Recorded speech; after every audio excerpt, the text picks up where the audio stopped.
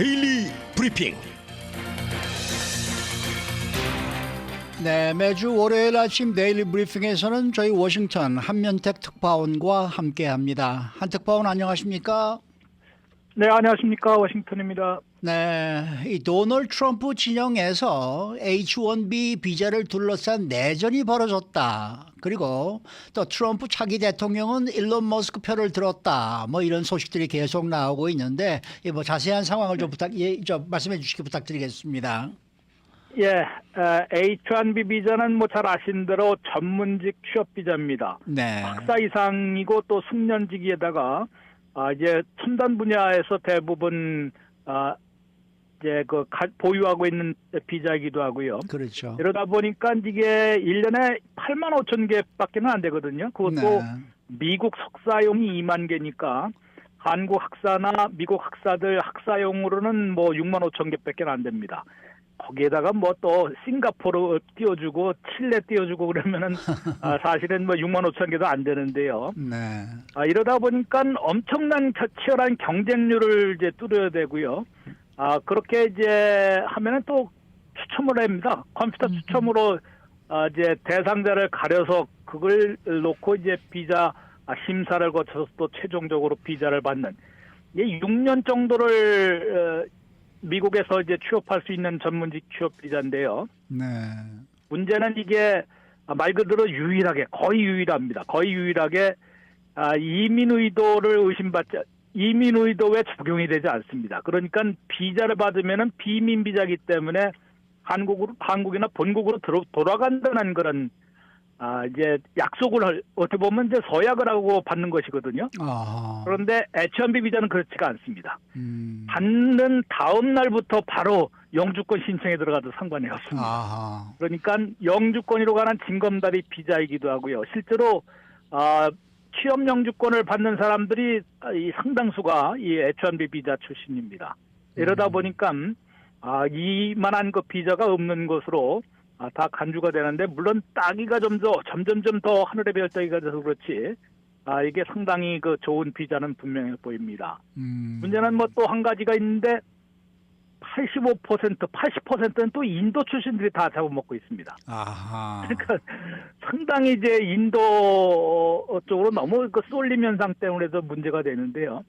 이 H-1B 비자를 놓고 지금 이른바 시빌워 내전이 벌어졌습니다. 왜냐하면은 테크 리더, 테슬라의 사주인 일론 머스크, 또 공동 수장인 비벡 라마스와미, 이 사람은 이제 인도 출신이고, 테슬라 사주 일론 머스크는 남아프리카 공화국 출신 아닙니까? 그렇죠. 캐나다 거쳐서 본인도 H-1B 비자를 갖고 있었습니다. 아하.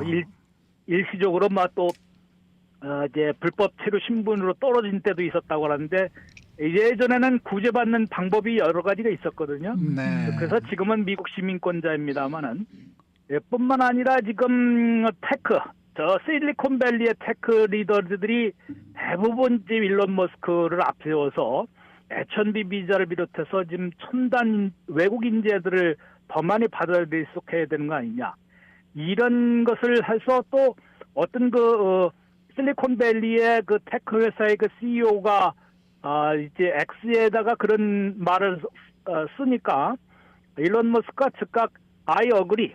그러니까 더 확대를 해야 된다는 쪽으로 얘기를 했습니다. 아하. 그러자 또 트럼프 진영의 또 다른 축이 있지 않습니까? 또 다른 축이 보수 강경파이기도 하고 반이민파들이 있습니다.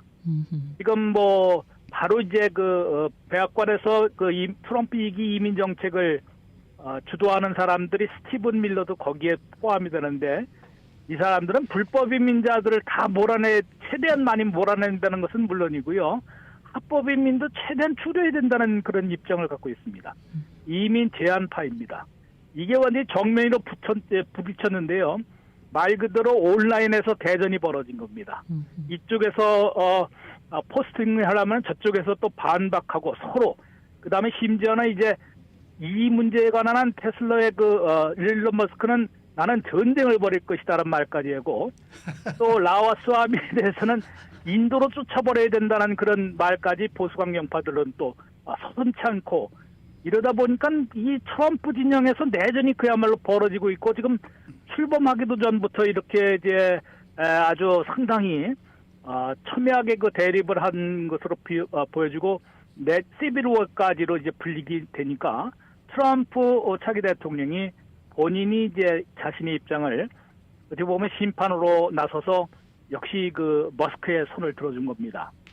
근데 이 머스크에 그냥 측근으로 돌아섰고 최근에 뭐 여러 가지 일을 맡기고 어떻게 보면 뭐 진짜 대통령은 머스크 아니냐 뭐 이런 말이 나올 정도로 상당히 기분이 좀 언짢은 것도 있을 테지만은 트럼프는 뭐 그럴 만한 자신감은 있는 것으로 보이고요. 그래서 본인이 H-1B 비자에 대한 입장을 공표를 했습니다.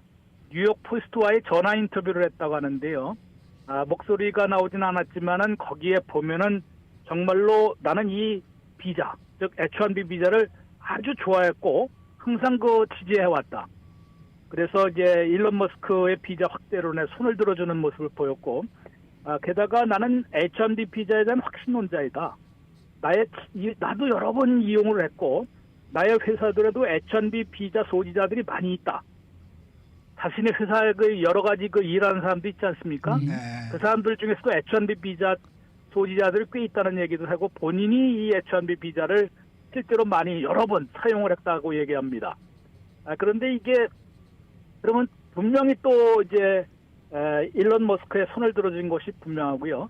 또 한 가지는 뭐 잘 아시는 대로 지난 6월인가요? 6월에 깜짝 놀란 건 발언을 하지 않았습니까? 네, 네. 미국에서 대학을 졸업하면은 이 학사학위 또는 그 석사학위 받는 것과 학위와 함께 자동으로 영주권을 주는 방안, 그것이 내가 하려는 것이다라는 발언을 했다가 조금 그 참모들이 조금 제한을 두는 얘기를 했는데 그것은 어디까지나 이제 중국계에 대해서 그 비판론이 있기 때문에 조금 움츠린 그런 있지만은 본인의 트럼프 대통령의 본인의 그 입장에는 분명히 외국 인재들을 갖다가 가로막는 것은 아닌 것으로 해석이 되고 있습니다. 때문에 일단은 내전을 중지시키는데 트럼프 차기 대통령이 머스크의 손을 들어주면서 H-1B 지지자 전폭 지지를 입장을 밝혔다는 점에서 일단은 이제 좀 소강 국면에 돌아간 것으로 보입니다만은 그만큼 트럼프 차기 2기에서 어떤 정책을 펼지가 상당히 그 주목이 되는 그런 순간을 맞습니다. 네. 그 앞서 말씀하시면서 H-1B 비자의 80%가 인도계에서 취득을 한다라고 얘기를 하셨는데요. 그 얘기는 테크 기업, 뭐 IT 업종에 많이 편중이 돼 있다라는 생각이 들고요. 그렇겠죠. 네. 자, 그러면은 이 계통에 미국 국내에서 일할 만한 인재는 별로 없나 봐요.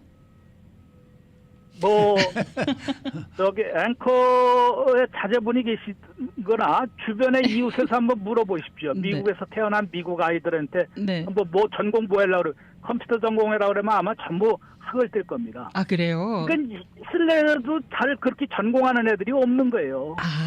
그러다 보니까 왜냐면 골치 아프고 상당히 그 거의 뭐 머리가 돌 정도가 아니겠습니까? 네. 이러다 보니까 이제 결국은 외국 인재들을 갖다가 이제 유입을 할 수밖에 없는, 영입을 할 수밖에 없는 상황인데요. 지금 말씀하신 대로 아마 H-1B 비자 지금 현재 갖고 있는 숫자를 그 USCIS 미 이민 서비스국에서 그걸 공개를 하거든요. 네. 아마존에서 9,265명을 갖고 있습니다. 지금 사용하고 있습니다. 예. 그다음에 구글에서 5,364명. 와. 페이스북에서 메타 4,844명. 그다음에 마이크로소프트 4,725명. 애플 3,873명. IBM 2,904명. 테슬라 1,767명 갖고 있습니다. 월마트 2,904명. 월마트요. 인텔 2,520명. 예. 이러다 보니까 뭐 이게 저 외국 인재들 아니면은 거의 테크 업계는 물론이고요.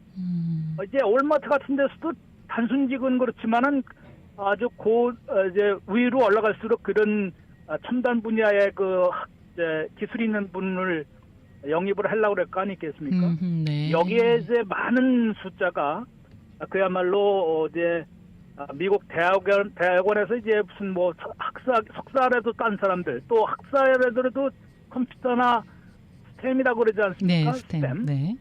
스템 분야의 전공자들을 갖다가 끌어들이지 않고서는 이 경쟁력을 유지할 수도 없고, 심지어는 뭐 가동하기도 좀 어려운 그런 상황이다 보니까 테크업계 리더들이 아주 지금 앞장서서 이번에 H-1B 비자를 확대를 해야 한다. 또 취업도 이제 고학력 고숙련 영주권까지도 확대를 해야 한다라고 지금 앞세운 거고, 거기에 이제 트럼프 대통령의 최측근으로 나가 있는 일론 머스크에게 총대를 매도록 지금 압박을 놓고 있는 것으로 보이고, 일론 머스크 본인이 이것을 또 반드시 관철해내겠다라는 의지를 보이고 있기 때문에 상당히 이제는 그런 정책으로 트럼프 위기에서 갈지, 아니면은 또 스티븐 밀러나 스티브 배넌, 또 그 로라 루머라는 여성 있지 않습니까? 네. 네. 이런 사람들 아주 노골적으로 얘기하고 있고요. 네. 노골적으로 반대하고 있습니다. 맞아요. 이러다 보니까 상당히 이게 어떤 쪽으로 갈지 모르는데, 지금 왜 이 내전이 끝났다고 보기가 어렵냐면은 트럼프 대통령의 입장이 조금 왔다 갔다 하는 경우가 있습니다. 그래요.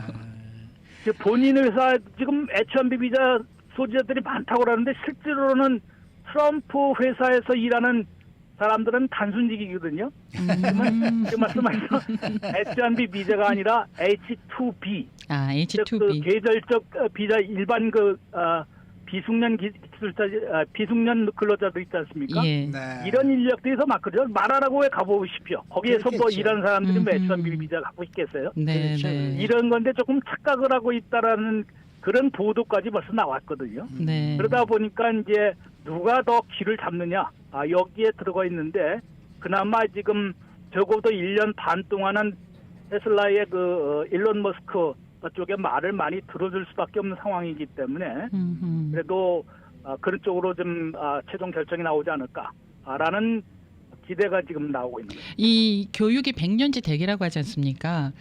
미국에서 이제 스템 분야에 투자를 좀 많이 해가지고요, 미국 안에서 인재를 키워내야 되는 그런 프로그램이나 그런 계획을 만들어야 되지 않을까 싶습니다. 언제까지 이런 인재를 해외에서 수입을 해오겠습니까? 공화당 경선에서 이제 트럼프하고 조금 소원해진 니키 헬리 전 유엔 대사 있지 않습니까? 네네. 인도계인데도 네. 그런 주장을 펴고 있습니다. 외국 인재를 영입하기보다는 미국 인재를 키울 수 있는 교육에 더 투자해야 한다, 이런 얘기를 했는데요. 네. 이게 처음 나온 얘기가 아닙니다. 당연히 그렇게 가야 되겠지만요. 네. 아까 모두에 말씀드린 대로 미국 젊은이들 중에서는 이런 골치 아픈 학문은 아예 거들떠보지 않는데 문제가 있습니다. 안 가요. 그러다 보니까 컴퓨터 전공인이 AI 같은 경우도 대부분 이민자 출신이나 이민자 가정에서 태어난 아이들이 그런데 관심을 두고 지금 그렇죠. 연구하고 있거든요. 그렇죠. 네네. 그러다 보니까 미국 태생, 즉 백인들의 그런 연구가 그렇게 전공이나 연구가 활성화되지는 못하고 있기 때문에 결국은 이것을 이제 좀 두 가지 다 해야 되겠죠. 네, 우선은 그렇죠. 외국 인재들도 잡고, 외국 인재들을 잡는다는 얘기는 지금 문제가 거기서 끝나는 게 아닙니다. 왜냐하면은 미국 대학에 와서, 미국 대학원에 와서, 유학 와서 그러면 교육기관들도 다 득보는 거 아니겠습니까? 그렇죠. 네. 그런데 다 공부를 마쳤는데 돌아가야 된다 그러면은, 미국에 남을 길이 없다 그러면 어떻게 되겠습니까? 그렇죠. 그렇죠. 이런 것을 갖다가 우선 하고, 그 다음에 미국 아이들이 좀 부족하니까 외국 인재들을 일단은 하면서, 왜냐면 뭐 지금 100년 대계라고 그러니까 교육은 상당히 시간이 많이 걸리거든요. 그렇죠. 네. 간호사 같은 경우에도 지금 미국 이 간호학을 전공한 사람들이 적은 게 아닙니다. 많이 있습니다. 많이 있는데도 이게 여러 가지 문제로 이제 인력 수급에서 아무래도 이민자 출신들이 더 많이 나가는 것이거든요. 네. 근데 골치 아픈 거는 잘 안 하려고 하는 특성이 있기 때문에 그것을 유효적절하게, 이게 미국만이 가진 유일한 또 장점이기도 합니다. 맞습니다. 미국 사람들만 갖고 하면은 나라 경쟁력이나 슈퍼파워를 유지를 못하거든요. 맞아요. 그러니까 맞아요. 그것을 끌어들이면서 양쪽으로 다 이제 균형을 잡으면서 하는 정책을 펴야만 될 것으로 보이고요. 네. 트럼프 위기에서는 그런 정책으로 좀 기울기를 기대를 해보겠습니다. 네, 그러니까 뭐 불법 이민자 추방 작전에는 다들 한 목소리를 내고 있지만은 합법 이민을 확대하느냐 아니면은 제한하느냐를 놓고는 내전이 계속 되겠네요. 네, 그렇습니다. 네. 그런데 지금 말씀하신 대로 불법 이민자를 추방하고 오면은 불법 이민자가 계속 발생할 수밖에 없는 길을 또 없애야 되거든요. 그렇죠, 그거는 그렇죠. 합법 비자, 취업 비자 같은 것을 많이 열어놔야 됩니다. 네. 그렇죠. 그래서 지금 H1B 비자뿐만 아니라 농장에서 일하는 거는 H2A 비자거든요. 네. 그다음에 일반 그 계절적 근로자들, 레저 시설에서 여름에 일하는 사람들, 지금 마라라고 해서 일하는 사람들은 H2B 비자입니다. 네. 이 사람들은 1년에 한 뭐 10개월 정도, 9개월 정도 있다가 또 본국에 갔다가 다시 가죠. 왔다 뭐 이래야 되거든요. 네. 번거로움 때문에 그런데 이들 중남미 출신들에게는 사실 영주권을 그렇게 바라지 않습니다. 맞아요, 맞아요. 여기서 태어나면은 그러다가 미국에 있을 때 태어나면은 그 아이가 미국 시민권자가 돼서 미국인으로 자라나면 되는 것이고요. 부모들은 골치 아픈 영어 뭐 배우기도 어려운데 그냥 돈만 벌어갖고 내 자식들 잘 가르치면 되거든요. 네. 네. 그런 그 길을 좀 또 열어놔야지만 불법 이민이 안 생기는 것이지 불법 입국이 왜 생기겠습니까? 합법적으로는 들어올 길이 너무 좁거나 없기 때문에 결국은 이 인신 그런 그 조직을에게 돈을 주면서까지 밀입국하는 거 아니겠습니까? 그렇죠. 네. 그러다 보면 불법 이민 문제가 뭐 다 추방한다고 다 잡아서 추방하기도 어렵지만은 추방한다고 해서 끝나는 게 아니고 그게 또 계속 되풀이되기 때문에 이것을 어떻게 보면 잘 조절을 해야 되는데 너무 이제 바이든 행정부 시절에 한 해에 240만 명이나 들어왔고 지금 4년 합치면 한 1,000만 명 이상 들어오고 대부분 한 800만 명은 미국 안에다 풀어줬다는 얘기가 되거든요. 이렇게 하다 보니까 지금 완전히 보수강경파들, 반이민파들은 뭡니까? 무조건 다 내보내고 들어오는 건 아예 못 들어오게 하자. 뭐 이런 주장을 펴는 것이거든요. 네. 근데 그렇게 이제 대통령이 그런 식으로 정치를 했다가는 또 정책을 폈다가는 상당히 이제 부작용이 많으니까 이걸 양쪽에서 조절을 하면서 그러니까 아마 트럼프 이기에서 초창기에는 초반에는 아마 합법 이민무로가 그렇게 넓어지지는 못할 것 같습니다. 네. 유지만 하다가도 불법 이민자를 좀 많이 없애 추방을 한 다음에 그 다음에는 이제 합법 이민의 길을 좀 문호를 좀 넓히는 이런 아마 정책 변화가 있지 않을까 이렇게 예상이 되고 있습니다. 알겠습니다. 오늘 말씀 잘 들었습니다. 네, 고맙습니다. 네, 감사합니다. 워싱턴 한면택 특파원 함께했습니다.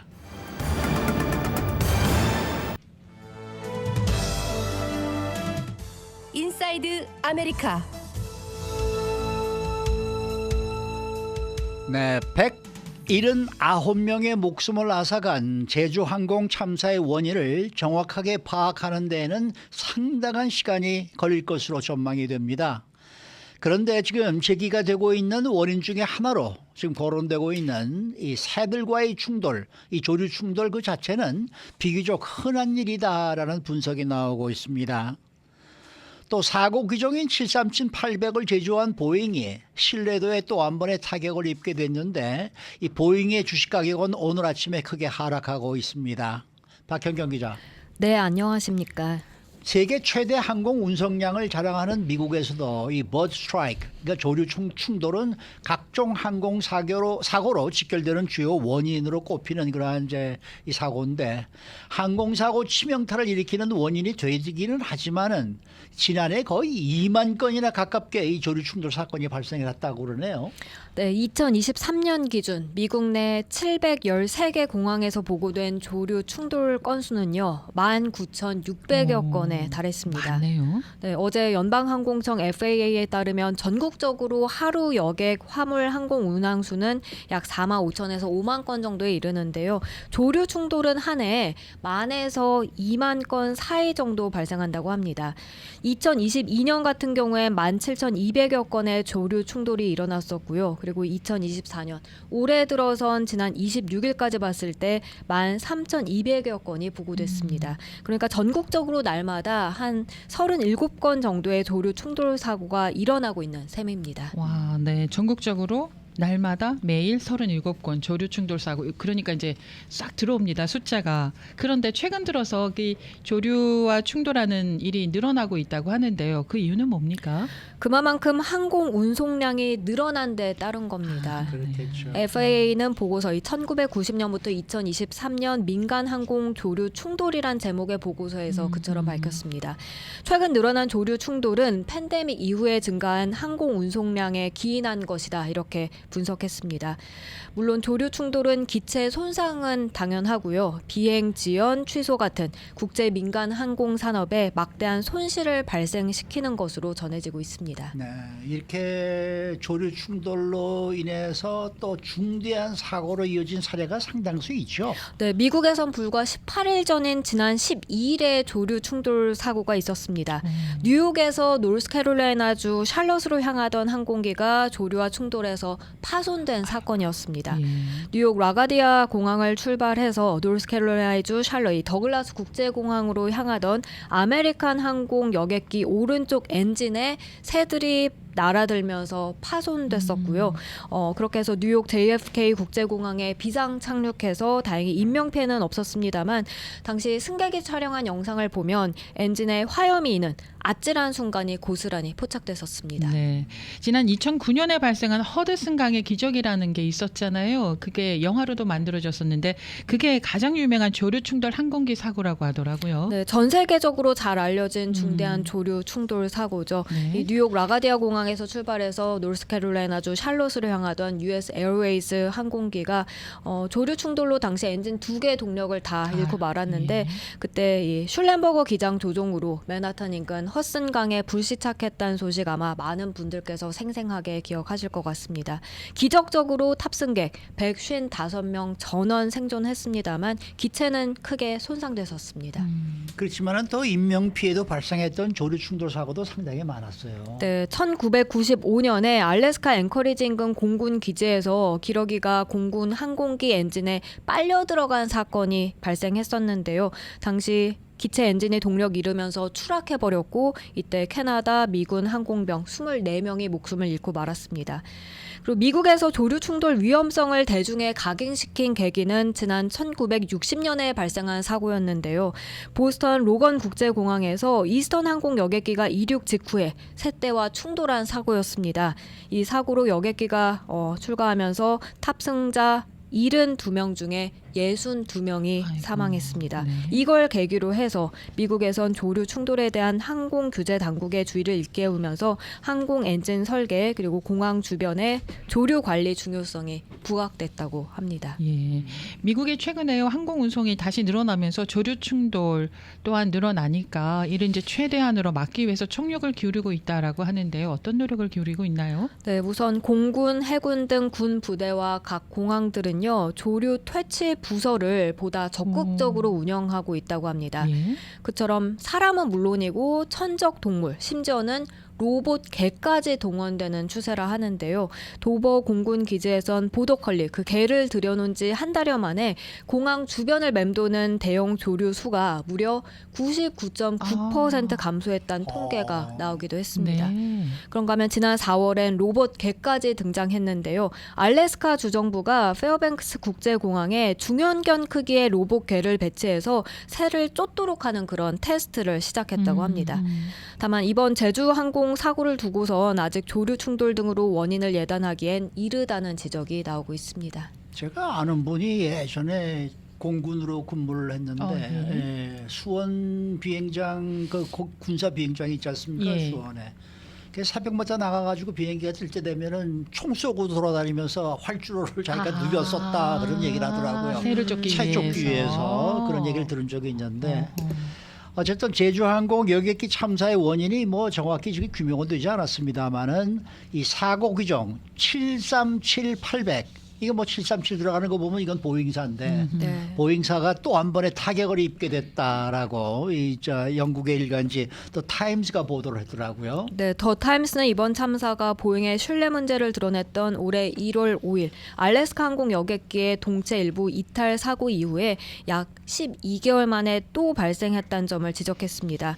그때 당시 오레건주 포틀랜드 국제공항을 이륙했던 보잉 737 맥스 여객기가 상공에서 창문과 벽체 일부가 뜯겨 나가서 비상 착륙했었죠. 그렇죠. 네. 179명이 사망한 최악의 참사가 된 이번 사고와 달리 당시엔 기적적으로 사망자가 발생하진 않았었습니다. 그런데 앞서 여러 인명피해를 낸 사고에 이어서 또 결함이 발생한 것이어서 의구심이 확산되고 있지 않습니까? 그렇습니다. 2018년엔 189명의 사망자를 냈던 인도네시아 라이언 에어 여객기 추락 사고가 있었고 또 2019년엔 157명이 숨진 에티오피아 항공 여객기 추락 사고가 발생한 데 이어서 다시 737 맥스 기종에서 결함이 발생했다는 점에서 보잉이 제조상의 문제를 해결할 역량이 부족한 것 아니냐 이런 의문을 확산시켰었고요. 특히 비용 절감에 치중하다가 안전 관리를 간소화하는 보잉의 사내 문화가 드러나기도 했다고 더 타임스는 이번에 전했습니다. 당시 사고를 계기로 해서 각국에서 보잉의 737 맥스 항공기 운항이 정지됐었고 해당 기종의 생산이 제한됐습니다. 네. 이 보잉의 주가는 올해 또 크게 하락하고 있네요. 올해 3분의 1 가까이가 하락했습니다. 오늘 아침에도 보잉의 주가 하락하고 있는데요. 물론 오늘 3대 지수 모두 하락세 나타내고 있긴 합니다만 보잉은 개장 초에 4.4%까지 급락했다가 지금은 1.6% 정도로 낙폭을 줄이긴 했습니다. 그런가 하면 올해 8월엔 보잉 CEO가 교체되고 나서 노조 파업이 이어졌었고요. 이 파업 7주 동안 진행된 끝에 4년간 급여 38% 인상을 합의하고 나서야 지난달에 종료됐습니다. 그리고 파업이 한창이던 10월엔 자금 조달을 위해서 보잉이 190억 달러 규모의 주식 매각에 나서기도 했습니다. 네. 보잉은요 지상 항공기뿐만 아니라 우주 사업에서도 고전을 하고 있다고 합니다. 네, 보잉이 개발한 유인 우주선 스타라이너는 지난 6월에 2명의 우주 비행사를 태우고 국제 우주 정거장 ISS로 시험 비행을 떠났었는데요. 그런데 ISS 도킹 이후 기기 결함이 발견돼서 이들은 다시 탑승을 못하고 그냥 그 우주선만 지구로 돌아왔습니다. 당초 8일 일정으로 출발했던 우주 비행사들은 여전히 ISS에 머무르고 있고요. 일러야 내년 3월에 귀환할 전망인데요. 예. 이때 일론 머스크의 스페이스 X가 개발한 우주 캡슐을 타고 귀환할 예정으로 나타나고 있습니다. 네, 이게 불안해서 비행기 타겠습니까? 혹시라도 여행을 떠나실 분들은 이 보잉? 뭡니까 인터넷 들어가서 이렇게 네네. 확인해 보면은 네. 내가 탈 항공기가 어떤 항공기인지가 나오거든요. 네네. 그래서 봐서 737이다 그러면 네. 되도록이면 타지 마시고요. 예. 그것도 한 가지 방법이니까 저는 방법이죠. 생각을 합니다. 그럼요. 예. 네. 사고는 미연에 글쎄 말이에요. 방지하는 게 그러니까 낫죠. 미리 좀 체크를 해보시고 예. 타시는 것도 좀 한번 제가 좀 건의를 드리는 그런 바고. 참 이 항공기가 워낙에 많이 운항이 되다가 보니까 또 그렇게 또 사고도 자꾸 생기고 그러는데 정말 이 항공기 사고는 한번 나면은 대형 사고. 대형 사고가 되니까 이게 예. 문제거든요. 네, 저는 토요일에 이게 속보로 뜨길래 뭐 다음에 충돌 그래서 그냥 완전히 이제 쓰는 마당에 활주로가 짧아서 가서 이렇게 슬쩍 단 모양이다. 전 그런 생각을 했지 이렇게까지 충돌을 했을 줄 그러니까요. 생각이나 했겠습니까? 그러게 말입니다. 네. 폭탄이 터지는 것 같이 글쎄 터지더라고요. 네. 아, 어쨌든 정말 뭐 속상합니다. 이번에 희생되신 분들의 고인의 고인의 명복을 명복을 빕니다. 빕니다. 네. 수고 많으셨습니다. 고맙습니다. 박경경 기자였습니다.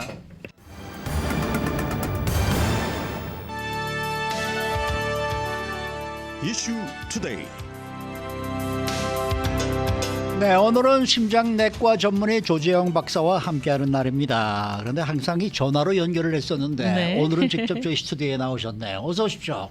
네, 안녕하세요. 네, 반갑습니다. 굉장히 어려 보이세요. 네? 이제 막 이제 인턴 레지던트 끝나고 오신 분 같으세요. 잘생기셨어요. 네. 얼굴 뵈니까 정말 좋습니다. 감사합니다. 유튜브를 통해서 보시는 분들은 네. 드디어 조 박사의 얼굴을 보게 되는 겁니다. 오늘. 네, 그러니까요. 보고 계시네요. 나오고 네. 있네 벌써. 네. 자, 오늘은 이 심장 건강을 위한 운동에 대해서 준비를 또 해주셨는데, 예, 심장을 위한 운동은 어떤 운동들이 있고 어느 정도나 하는 게 좋은 겁니까? 네네. 일단은 심장 질환은 치료도 중요한데 예방이 더 중요하다고 저는 생각을 하거든요. 네네. 왜냐하면 심장 질환이 걸리신 다음에 치료하는 건 한계가 있기 때문에 아하. 걸리기 전에 이제 그 심장 질환을 예방하는 게 굉장히 중요하겠죠. 물론 이제 의사 선생님을 보시는 것도 중요하고 약을 드시는 것도 중요하고 뭐 건강한 식습관을 하는 것도 중요하는데 그 중에 제일 예방 중에서 제일 중요한 게 이제 운동이라고 생각이 돼서 운동. 네, 네. 운동에 대해서 좀 얘기를 해볼 건데요. 여러 가지 운동이 있는데 이제 이 운동에 대해서는 선생님들마다 이제 좀 의견이 좀 다르시거든요. 그래서 네. 왜냐하면 운동이라는 것 자체가 워낙 다양하고 강도도 다양하고 종류도 다양하고 얼마나 운동을 해야 되는지 이런 거에 대한 이렇게 정확한 기준은 없는데요. 그래도 제가 이제 그 미국 심장학회에서 나온 그런 가이드라인이라는 게 있거든요. 네, 그걸 네. 찾아보면 거기에는 150분 정도의 중간 강도의 운동을 하라고 돼 있어요. 일주일에죠. 일주일에. 네. 150분이니까 2시간 반이 되겠죠. 그래서 일주일에 2시간 반 정도의 중간 강도의 운동을 하라고 이렇게 돼 있는데요. 그러면은 이제 운동 강도에 대해서 얘기를 해보면 이제 저강도의 운동이 있겠고 중간 강도의 운동이 있겠고 고강도의 운동 이렇게 세 개로 나누거든요. 그럼 저강도의 운동은 그냥 걷는 걸로 생각하시면 돼요. 그냥 천천히 걸으신다. 이건 저강도의 운동이니까 이거는 저희가 추천을 하진 않아요. 왜냐하면 이제 운동이라는 것 자체는 심장이 어느 정도의 무리가 가야 되기 때문에 네, 요거는 추천하지 않고 중간 강도의 운동을 추천하는데 좀 빨리 걸으시는 거, 그죠? 좀 땀이 날 정도로 빨리 걷는 거, 요게 중간 강도고요. 수영 같은 경우도 이제 천천히 하시는 경우는 중간 강도에 속해요. 네네. 그리고 만약에 수영을 이렇게 빨리 100m, 200m를 빨리 몇 초 안에 온다. 이런 거는 당연히 고강도 운동에 속하겠죠. 그래서 중간 강도의 운동을 이제 150분 일주일에 그렇게 하는 걸 추천을 드리고 또는 만약에 고강도의 운동을 좋아하시는 분이라면 왜냐하면 이제 나이가 60, 70이신 분들은 중간 강도의 운동을 하는 게 좋겠고 근데 나이가 이제 뭐 30, 40인 분들은 중간 강도의 운동보다는 조금 더 고강도의 운동이 좋으니까 고강도의 운동은 이제 미국 심장학회에서 주당 75분을 하라고 돼 있어요. 75분. 75분. 네. 그래서 1시간 15분이네. 그렇죠. 그래서 중간 강도의 운동을 2시간 반 하든지 일주일에 아니면 고강도의 운동을 1시간 15분 일주일에 이렇게 하라고 돼 있거든요. 네. 그래서 그거는 이제 운동 강도와 이제 시간이고 그러면 가끔 가다가 이제 일주일에 몇 번을 해야 되나요? 이렇게 얘기하시는 분들이 있는데 거기에 대해서 이제 어느 정도의 일치된 의견은 없는데 저는 보통 이제 일주일에 한 3-4번 정도 하시라고 얘기를 하거든요. 왜냐하면 일주일에 매일 하는 거는 이제 그거는 이제 운동이 하기 힘드니까 그렇다고 일주일에 한두 번 하는 건 또 적은 것 같고 그래서 한 일주일에 3-4번 정도 그러니까 뭐 월, 수, 금, 일 이렇게 하시든지 아니면 화, 목, 토, 일 이렇게 하시든지 이런 식으로 이틀에 한 번 정도씩 운동을 하시면 좋을 것 같아요. 아침에 하는 게 좋아요? 낮에 하는 게 좋아요? 저녁에 네. 하는 게 좋아요? 그 어느 시간에 해야 되는지에 따라서 의견은 없는데요. 예. 이제 시간 있으실 때 하시면 될 것 시간 같아요. 나서. 네. 네, 그런데 앞서 얘기하시면서 심장에 좀 무리가 가야 된다라고 네, 그렇죠. 얘기하셨잖아요. 네. 그러면 심장이 좀 빨리 늙으면 어떡하나요? 이 무리가 많이 와가지고. 맞아요. 그런 질문 하시는 분이 많은데 네. 이제 선생님 운동을 하면 네. 심장 그 혈압이 올라가요. 예. 네, 운동을 하면 맥박이 빨라져요. 예. 이렇게 걱정하시는 분들이 있는데 그게 운동의 장점이거든요. 네. 그러니까 혈압을 올리고 맥박을 올리면서 그거에 견딜 수 있는 그런 심장을 건강하게 만들어주는 과정이라고 생각을 하시면 돼요. 그래서 운동을 하시면 혈압이 오르거나 심장 박동이 빨라지는 거는 당연한 거고요. 네, 그래서 그렇기 때문에 이제 운동의 효과가 나타나는 거기 때문에 그거에 대해서 걱정은 안 하셔도 돼요. 네, 네. 네. 우리가 보통 심장 박동이 평상시에는 60, 70, 80 정도 나오지 않습니까? 그러면 중간 정도의 운동이다 그러면은 몇 번까지 뛰는 거를 그렇게 얘기할 수가 있는 거예요? 네네. 그 심장 박동은 나이에 따라 다르거든요. 나이에 따라 달라서 이제 여러 가지 이제 그 방식들이 있는데 보통 210 정도에서 나이를 빼신다고 생각하면 돼요. 그러면은 예를 들어서 60세다 그러시면 210에서 60을 빼면 150 정도가 되잖아요. 심장 박동이 150대까지 올라가라. 그게 맥시멈이에요. 그게 맥시멈. 예, 예. 거기까지 올라가시면 안 되고 그거보다 좀 아래 정도로 올라가셔야 되거든요. 근데 이게 계산하는 방법이 뭐 중강도의 운동은 50에서 70%. 그 고강도의 운동은 70에서 90 뭐 이렇게 되는데 계산하기 굉장히 힘들기 때문에 일단 한 210에서 나이를 빼셔서 그러니까 60세시면 150이니까 뭐 한 120, 30, 40까지만 되면 그게 이제 중간 강도가 되겠고 140, 50까지 가면 그게 약간 고강도의 운동 되는 이런 식으로 생각을 하시면 되고요. 140, 50까지 운동하다가 갑자기 심장이 이상이 오고 그런 건 없어요? 그러진 않고요. 네, 그러진 않고 저희가 이제 운동 부하 검사를 할 때는 85% 정도까지 올리거든요. 그러니까 150이 이제 맥시멈이면 한 140 정도까지 저희가 올리기 때문에 그 정도까지 해도 괜찮으세요. 네, 네네. 또 어떤 분이 또 질문 주셨는데요. 실내에서 하는 게 좋습니까? 물론 둘 다 좋지만 실외와 실내를 따졌을 때 어느 쪽이 더 좋은가요?라고 여쭤보셨어요. 제가 실내가 좋은지 실외가 좋은지에 대해서는 지금 제가 찾아보질 않아서 모르겠는데 네. 둘 다 괜찮을 것 같아요. 네. 네, 네. 운동을 하면 네, 괜찮겠죠. 운동 자체가 좋은 거기 때문에 네. 실내건 실외건 괜찮을 것 같습니다. 실내도 뭐 뛰면은 심장박동 높아가고 땀나고 뭐 좋죠. 뭐 네. 어디서나 해도 괜찮은 거죠. 그렇죠. 네. 한 번 할 때 얼마나 해야 돼요? 그래서 네, 그래서 이제 뭐 예를 들어서 중간 강도의 운동을 일주일에 2시간 반 해야 된다고 치면 일주일에 3-4번 해야 된다 그러면 한 번 하실 때 뭐 30분, 40분 정도 네, 그 정도 하시면 되고 보통은 이제 등에 땀이 날 정도 네. 한 번에 30분, 40분 정도의 운동을 일주일에 3-4번 하십시오. 이렇게 권유를 드리거든요. 그러니까 땀이 날 정도 운동이니까 이제 중간 강도의 운동이 되겠죠. 걸으시는 걸 좀 빨리 걸으시고 수영 같은 거 하시는 거 좋고 배드민턴 같은 것도 그냥 뭐 친구분들이랑 천천히 치시면 제가 보기엔 중간 강도의 운동이 되겠고 뭐 게임을 한다. 스코어 내기를 한다. 그러면 세게 치셔야 되니까 그럴 때는 고강도의 운동이 되겠고요. 골프 같은 것도 제가 보기에는 치시고 좀 빨리 걸으시면 걷고. 중간 강도의 운동이 될 것 같아요. 네. 어떤 분은요, 저 운동하기가 너무 싫어서요. 땀은 흘려야 되겠고 그래서 날마다 반신욕을 열심히 합니다. 그런 분은 운동을 그래도 하시는 게 낫겠죠? 당연하죠. 반신욕도 물론 이제 건강을 위해서 굉장히 좋으시는데 예. 혈액 순환을 위해서 네. 그래도 운동을 하시는 게 훨씬 좋으신 거기 때문에 꼭 네. 운동하시기를 추천드리겠습니다. 네. 그리고 그 직종 가운데서요, 몸을 많이 쓰는 그런 직종에서 일하시는 분들 계시잖아요. 뭐 건설 현장에서 일하시는 분들도 계실 거고, 예를 들면은 그런 분들을 따로 시간 내서 운동을 하는 게 좋을까요? 아니면 일은 일이고 운동은 운동인가요? 어떤가요? 네, 제가 환자분들을 뵙다 보면 네. 이제 운동을 하시냐고 자주 물어보는데 네. 하신다고 하시는 분들이 굉장히 많아요. 아, 예. 근데 거기서 제가 멈추지 않고 한두 번 더 물어보거든요. 무슨 운동을 하세요?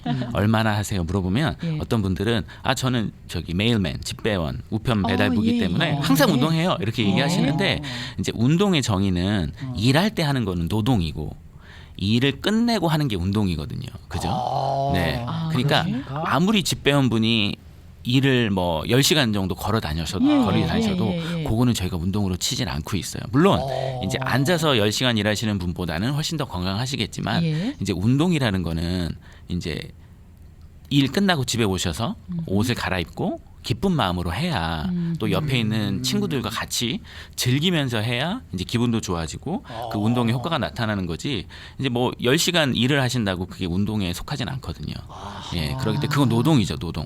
네네. 예, 돈을 벌기 위해서 아니면 자기 직업이기 때문에 하시는 거기 때문에 그거는 제가 운동으로 속하진 않고요. 운동은 일 끝나고 집에 오셔서 옷을 갈아입고 기쁜 마음으로 자기가 좋아하는 그런 운동을 할 때 그게 운동이지. 예, 그렇구나. 그건 노동이랑 운동은 다르기 때문에 그거는 노동이죠, 노동. 그러면 네. 기쁜 마음으로, 즐거운 마음으로 일을 하시면 만약에 제가 이제 집배원이다고 하면 네네네. 하나 둘 하면서 막 우편물 나르고 이러면은 좀 도움이 될까요? 그런 기쁜 마음으로 하시면은 그건 운동이 될 것 같은데 제가 보기에 그러시는 분은 거의 없을 것 거의 같은데요. 없죠. 네네. 네. 어떻게 해서든지 운동은 안 하려고 자꾸 핑계를 잡는 거예요. 이게. 그러니까요. 네네네.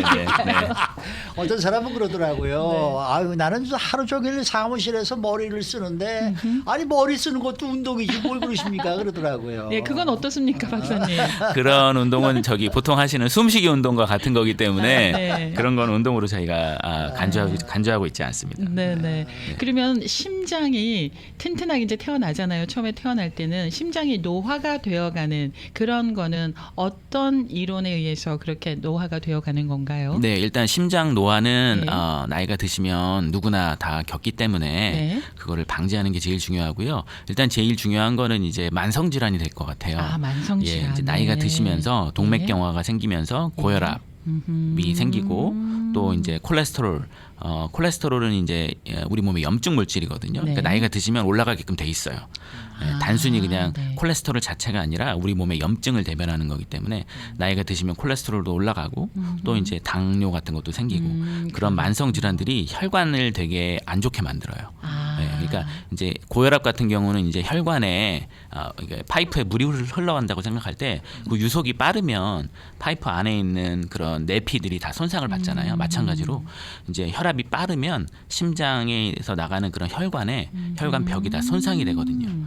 그리고 거기에 이제 당뇨가 계신 분들은 그 우리 몸에 피해 있는 그 여분의 당이 그런 내피 손상을 가속화시키고 그 다음에 이제 콜레스테롤 같은 것들이 쌓여서 동맥경화가 되기 때문에 네, 그런 이제 노화에 의한 동맥경화, 만성 질환에 의한 동맥경화가 주요 원인이기 때문에 네, 그런 걸 미리 예방할 수 있는 방법은 저는 운동이라고 생각하기 때문에 운동을 꾸준히 하셔야 될 것 같아요. 요새 뭐 나오는 뉴스 중에서 가장 많은 게 그거 같아요. 앉아 있지 마라. 네, 네. 서라. 그리고 되도록이면 움직여라. 많이 움직여라. 뭐 이런 얘기들이 요새 많이 나와요. 그것도 운동으로 쳐야 되나? 그렇죠. 일단은 그 보통 저희가 영어로 이제 sedentary lifestyle이라 그러거든요. 앉아서 하는 라이프 스타일.